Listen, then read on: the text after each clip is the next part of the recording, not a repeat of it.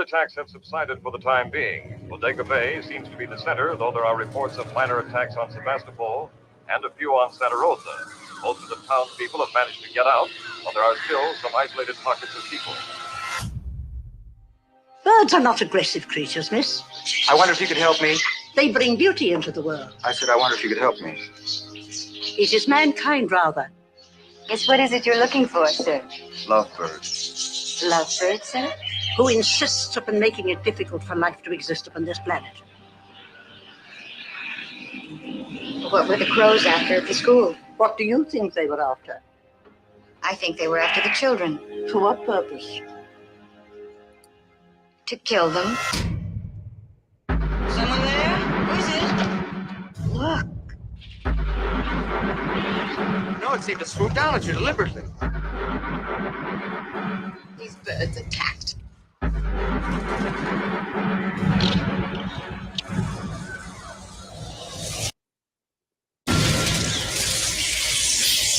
Show me your faces! Show me your eyes! Why are they doing this? They said when you got here, the whole thing started. What are you? Where did you come from? I think you're the cause of all this. I think you're evil! Evil!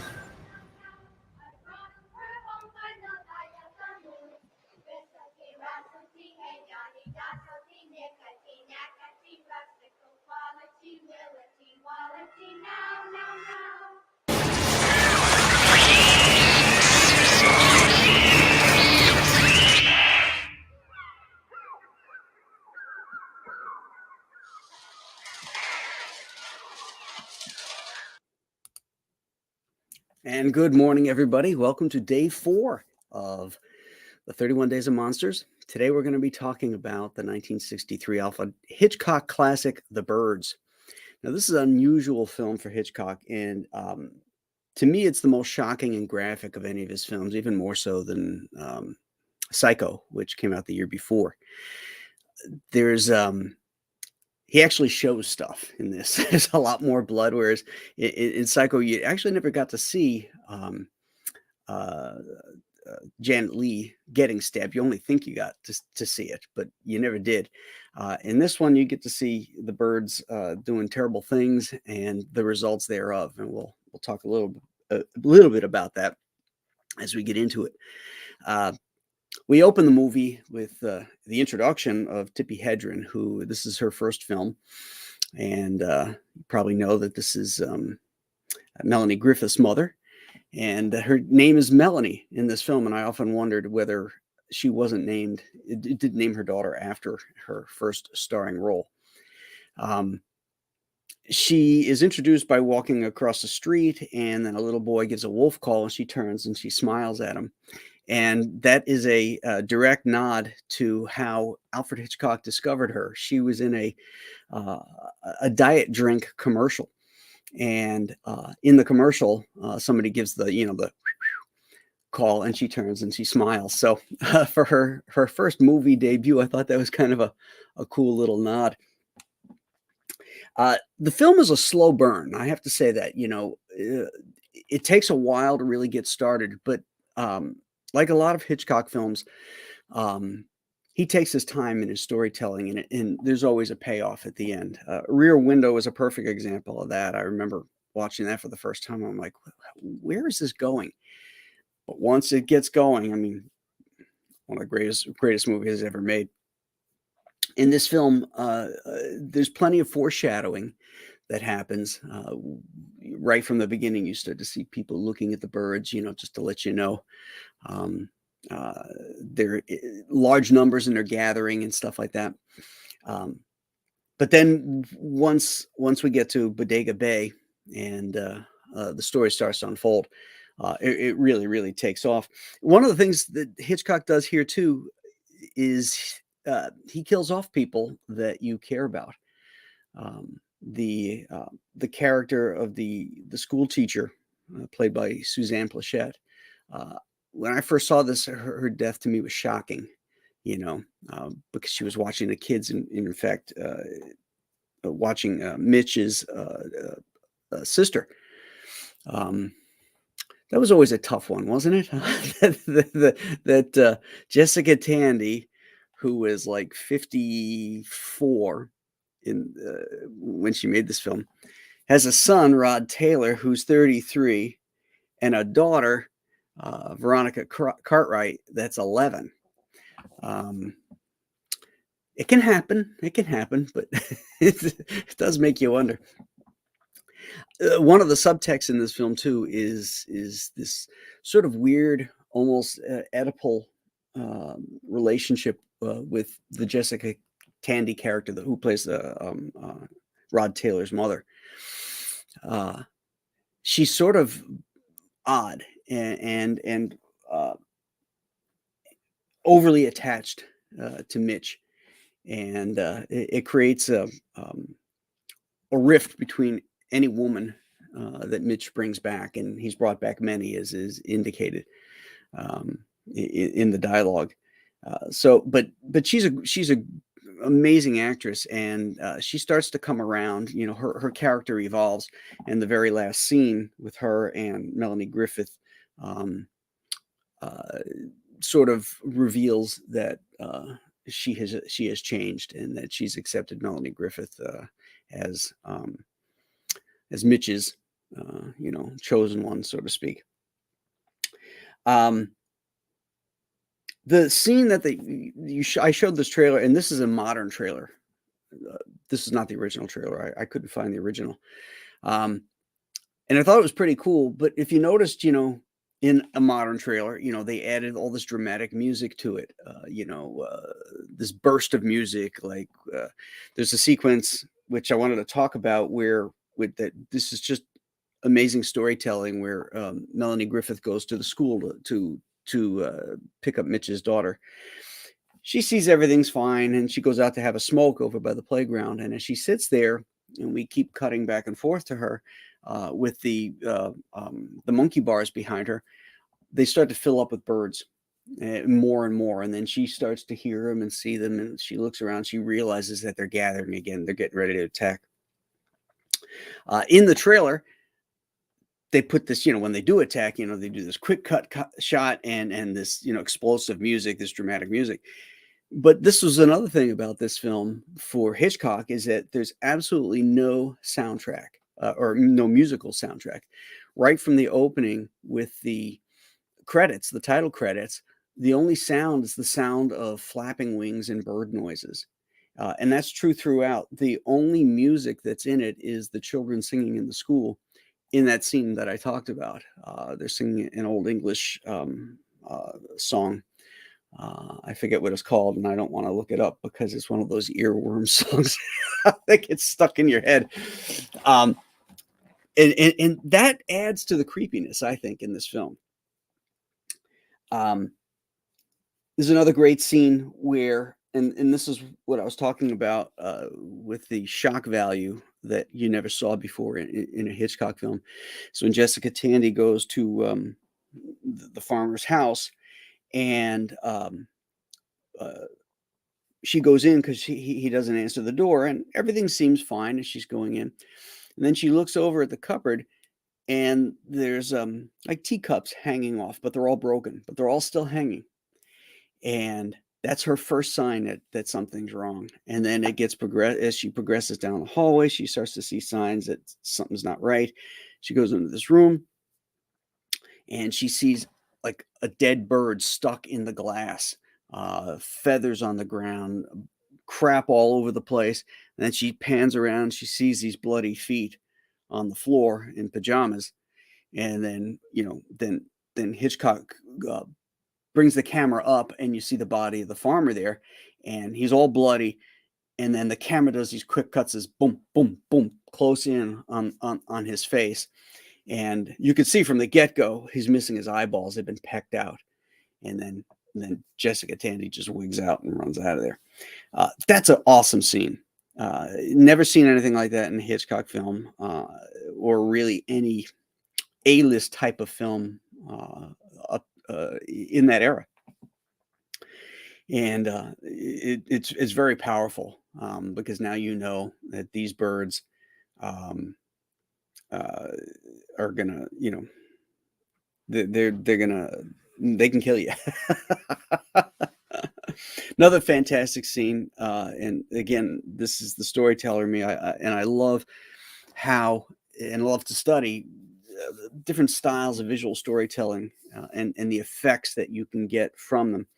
And the sequence where they're in the diner, and it's a wonderful build up, because there's this ornithologist, this know-it-all lady that's in there telling them, there's no way that, birds, they don't have the brain pan, to think and to gather and all that kind of stuff.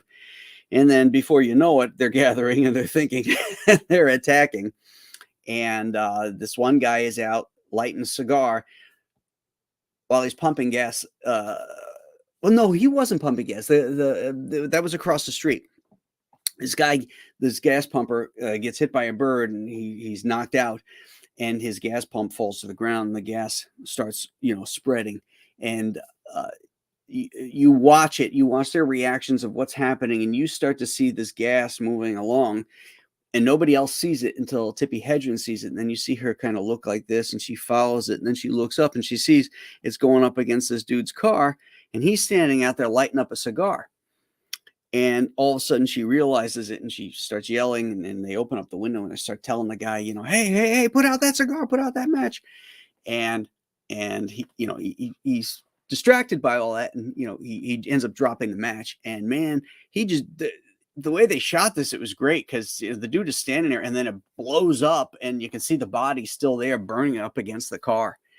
And it's this next set of quick cuts that Hitchcock uses, rather than showing her reaction to everything that's happening, by having it live action, where she's like this and turning around and, trying to take it all in. He's got her almost in a still. It's a still shot of her like this, looking at the explosion, then her like this, looking in another direction or something, and then like that. And it's like you're taking in everything that's happened in these quick shots, and then it goes back to sort of live action. Great stuff. Does anybody remember Doodles Weaver? You have to be a certain age, I guess. Doodles Weaver was a comedian. He was part of Spike Jonze's group and troupe. He started off in the 40s, maybe even the late 30s. But kids my age would remember him from the 60s, because he used to do this, like these silent kids shorts. And they used to show them, at least where I grew up, they showed them, I think, with the Three Stooges. Whoever was doing whichever local stations were doing like the Three Stooges during the afternoons, they'd have these Doodles Weaver shorts that would accompany it with it. So I've always known this guy, known his name and stuff like that. And in the credits, Doodles Weaver is in there. He is the guy who rents the boat to Melanie Griffith. So why am I mentioning this? Because there's this wonderful degree of separation. Veronica Cartwright, who plays Mitch's sister in this, 20 some odd years later, was in the movie Alien. Now she's a grown woman. And in it, of course, is Sigourney Weaver. And Sigourney Weaver is Doodles Weaver's niece.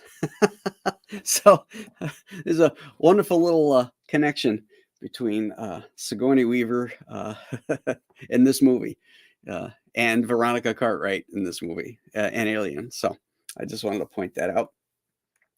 Great movie, guys. I hope you enjoyed it. And let's say good morning to everybody. Let's see who did their homework and showed up. We got Leg Kick 1, Raven Saber, Jake Blues, Dan Pleagle, Boob Danart, Chris Juliano, Man of War 665, JP Roca, Rob Fellows. Rob always has the greatest quotes. You should always read his quotes. Are the birds going to eat us, Mommy? Jake Blues is here. Sark. Such a good flick, he says. Vogan Club Webmaster.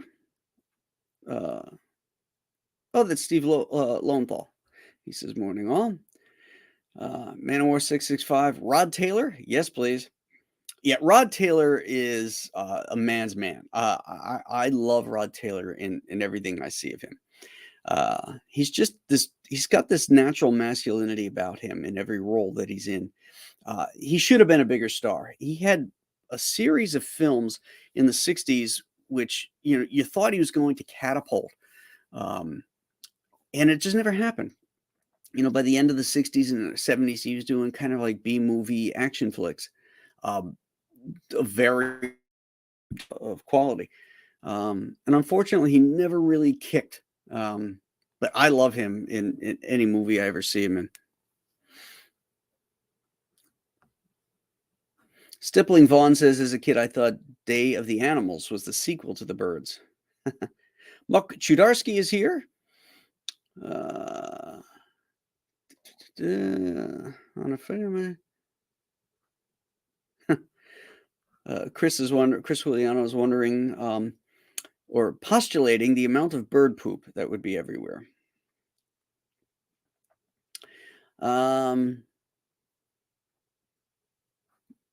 Black Ice is here. He's here for his second one. Excellent.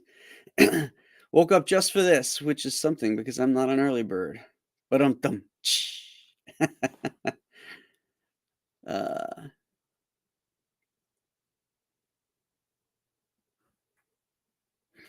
Chris Thacker is here. Good, good. Dr. Mask's retro elixir. He says he's late. Nah, you're never late. Davina Duckworth says Tippi really was scared of those birds. I would be too. I love to look at birds. We put bird feeders up and everything, but they're sort of filthy. I'm not I can't handle raw chicken, or raw fowl of any kind.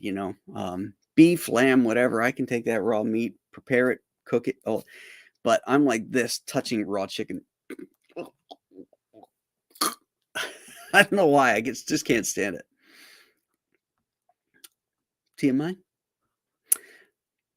Not Anthony Gonzalez Clark is here. Good morning, Anthony. Sark is here. When this was on TV years ago, the pecked out eyes were the talk of the school playground the next morning. I imagine. It's shocking.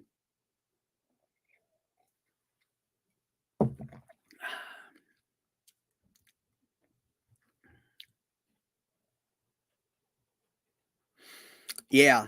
Cigar Gangster says, I thought the scene where the know-it-all bird lover was found looking the other way in the hallway was powerful.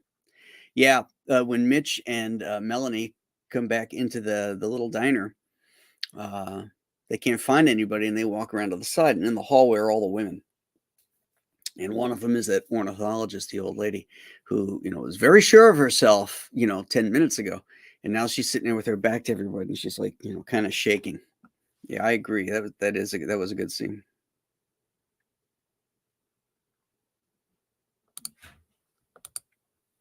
The guy igniting the gasoline scene with a match is a great advertisement for using cigar torches. Exactly. I mean, he's down by the water there. There's got to be a lot of breeze blowing out that match.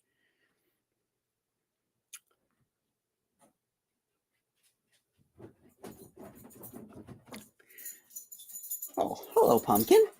Pumpkin just came down. You want to say hello to everybody? Okay, say hello. Say hello. Okay, all right. Yeah, this is Pumpkin's first appearance this year on 31 Days of Monsters. All right. Oh, anyone remember Food of the Gods? I just remember a guy running a giant chicken through with a pitchfork. I saw that at the theater. Marjo Gortner. And Joan Collins is in that, I believe.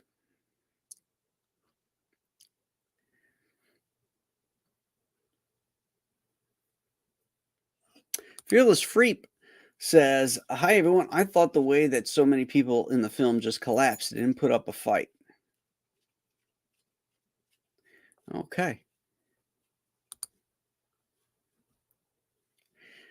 They could You know, when I watched this for today's show, I went into it thinking, yeah, my one thing about this movie is the effects because of the era in which it was made.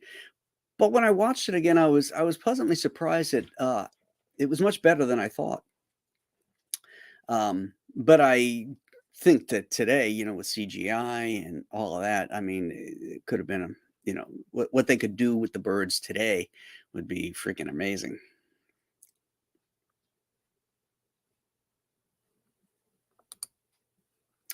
One of my favorite films with Jessica Tandy is Nobody's Fool. I think that was her last film. Oh no, she made films for years after that. She was won an Academy Award for Driving Miss Daisy. What was that? 1990, something like that. You know.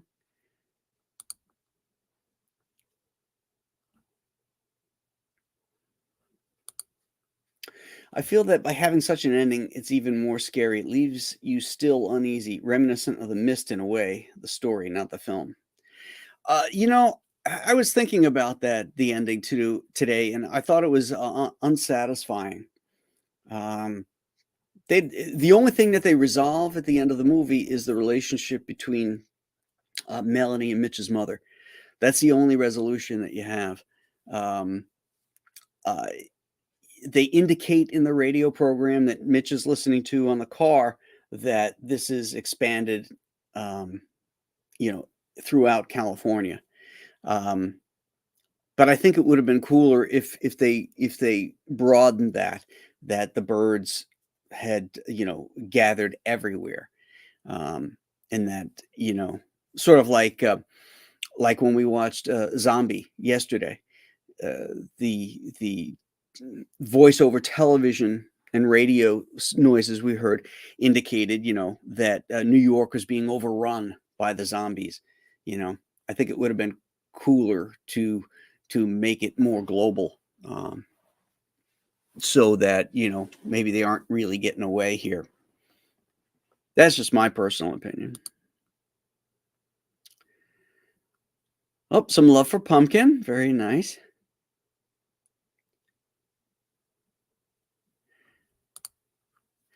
Dr. Mass says grab Ghosts of Matacumba Key. Yes, please. Here's the link right there, folks. If you're most of the people that are in here every morning have already backed it. But if you're new to the channel and you don't know what it is, we're going to run the trailer due to more than a few suggestions from my wonderful chat room here that I should end the show with the trailer for new people that come about and come upon the show that haven't seen it yet. So that's much appreciated, and it was a great idea. So thank you. I will do that. Modern day remake would be full of woke SJW fuckery. That's true. That's true. The birds would be revolting because of the United States hasn't gone all electric yet or something, some kind of nonsense. When I mentioned about some of the foreshadowing, there was something that jumped out at me when Melanie finds out that Mitch is a lawyer. She likens him to you want to put everybody behind bars, uh, which I thought was interesting because she's traveling with the lovebirds in a cage, uh, and I thought that was a definite. Uh, uh, I don't know if it's a metaphor or analogy to people keeping birds in cages. Oh, what is this? We have a $10 super chat from NRG Comics. Thank you, sir. Made it before the end of this one. Please back Ghost of Matacumba Key. All right. Thank you, NRG Comics. Much appreciated, brother.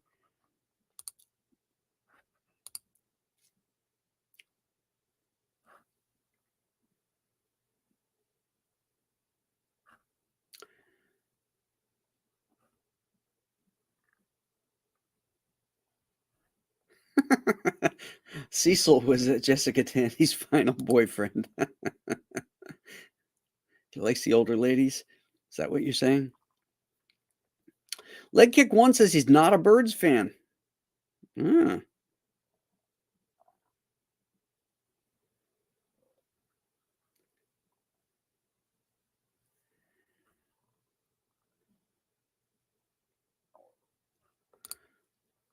Oh, we're back to Food of the Gods here.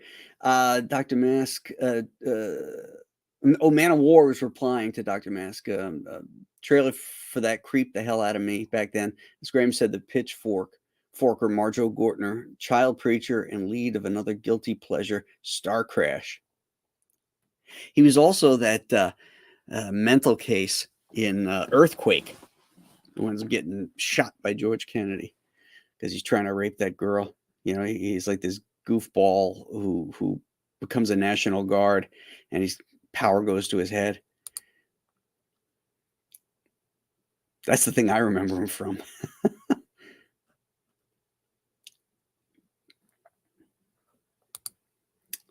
Yeah, that's what I mean when he kills off Suzanne Plachette's character. She was she was really fleshed out. You know, she was one of Mitch's ex-girlfriends, and she stayed there to be with him, to be near him, because she still had a love, at least a very strong friendship feel for him. A little too strong maybe, but she was a very sympathetic character, and for her to go out the way she did was very shocking.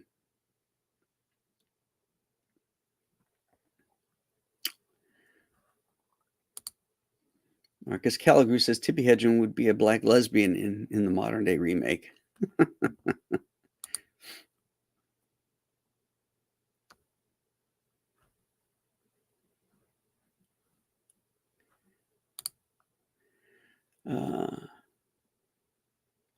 I'm not sure what we're referring to there. Are we replacing some of those stinkers with They Live? We are, actually.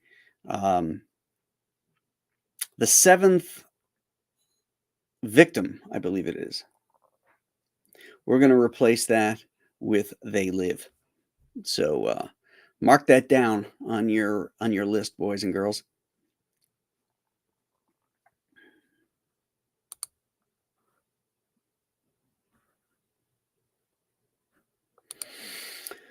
Love the Birds, but my favorite Hitchcock is probably Rear Window. Though now that I think about it, I probably watched Psycho more than I should admit. Rear Window is my favorite. The close second is North by Northwest.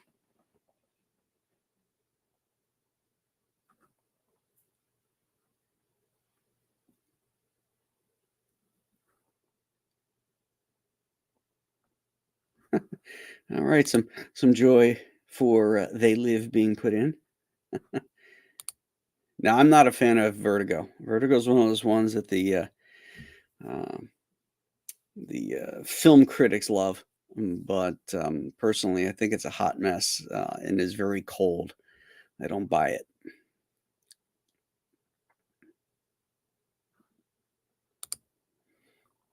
Nice. Just saw the 35th anniversary They Live in Fathom event last month for my birthday. Ah, I didn't know they did a Fathom event for that. That's cool.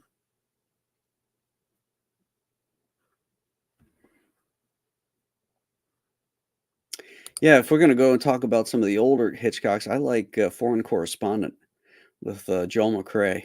That's a really great globe-trotting adventure story.